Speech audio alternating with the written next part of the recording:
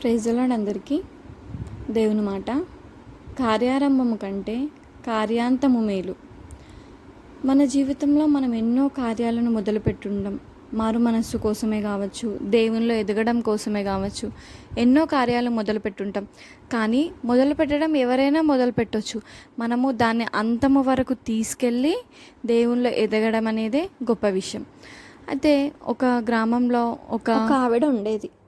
అయితే ఆమెకి అందరూ పొలాలు, పంటలు, తోటలు అన్నీ పండిస్తుంటే ఆమెకు కూడా 2 ఎకరాల భూమి ఉండేది.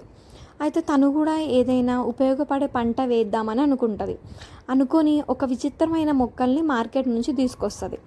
వాళ్ళ ఊరు నుంచి మార్కెట్కి వెళ్ళడానికి మధ్యలో ఒక వాగు ఉంటుంది. ఆ వాగు దాటుకొని ఒక విచిత్రమైన మొక్కల్ని తీసుకొచ్చి పెట్టి వాటికి రోజు నీళ్లు పోస్తూ ఉంటుంది. అక్కడ నుంచి ఆ పొలం వైపుగా వెళ్తున్న ప్రతి ఒక్కరూ అది చూసి, ఏంటి ఈమె ఏ పంట పెట్టింది, అవేదో చిన్న మొక్కల్లాగా ఉన్నాయి, సరే చూద్దామని చెప్పి 1 సంవత్సరం చూస్తారు, 2 సంవత్సరాలు చూస్తారు, 3 సంవత్సరాలు చూస్తారు, 4 సంవత్సరాలు చూస్తారు. తను కంటిన్యూస్గా వాటికి నీళ్లు పెడుతూనే ఉంటుంది. అప్పుడు వాళ్ళు అనుకుంటారు, ఈమెకి ఏమైనా పిచ్చా, తీసుకొచ్చినప్పటి నుంచి మొక్కలు అంతే ఉన్నాయి, మేమందరం పంటలు వేసేసినాము, 6 నెలలు అయిపోయింది, పంటలు వచ్చేసినాయి, మళ్ళీ వేసినాం, మళ్ళీ వచ్చినాయి, ఈమె ఎందుకు వీటికే నీళ్లు పోస్తూ ఉంటుంది అని ఎవరికి ఏం అర్థం కాదు.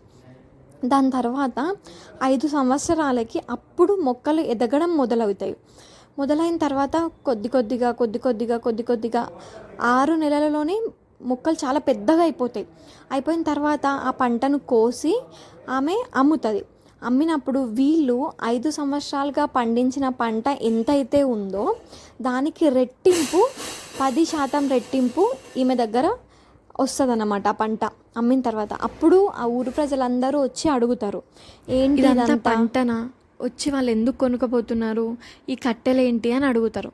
అడిగినప్పుడు ఆమె ఒక జవాబు చెప్తుంది. ఏంటి అని అంటే, దీన్ని వెదురు చెట్టు అంటారు, వెదురు బొంగులు ఇవి, ఇంగ్లీష్లో బ్యాంబూ ట్రీ అంటారు.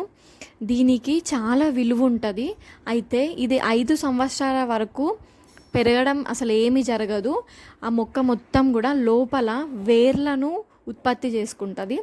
5 సంవత్సరాల తర్వాత అది ఎదగడం స్టార్ట్ చేసి 5 నెలల్లోనే ఎదిగిపోతుంది. డబల్ రేటుకి మనం అమ్ముకోవచ్చు అని చెప్తుంది ఆమె. అప్పుడు ఊరి వాళ్ళంతా ఆశ్చర్యపోతారు.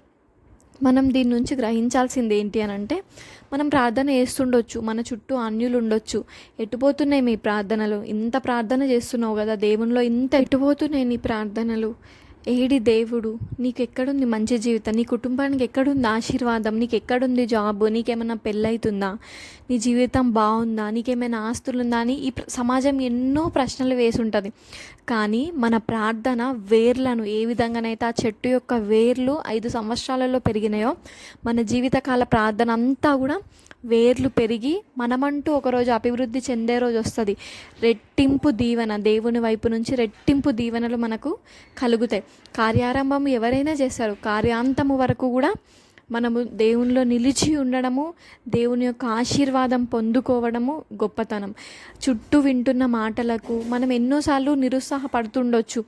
ఏది, నువ్వు ఇంత ప్రార్థిస్తున్నావు, నీకేమైనా మంచి సంబంధం వచ్చిందా, పెళ్ళయిందా, నీకేమైనా మంచి జాబ్ వచ్చిందా, నువ్వేమైనా ఇల్లు కట్టుకున్నావా, మీ ఇంటి పరిస్థితులు ఏమైనా మారినాయా, నీ అప్పు బాధలు తీరినాయా అని ఎంతోమంది మాట్లాడవచ్చు. దేవుడు అంటూ ఉన్నాడు, మన ప్రతి ప్రార్థన విని మనకు సపోర్టుగా ఉండి, ఆ బ్యాంబూ ట్రీ ఏ విధంగానైతే ఎదిగిందో మనం ఎదిగింపే రోజు కూడా ఖచ్చితంగా వస్తుంది. నమ్మిక ఉంచాలి. ఆమెన్.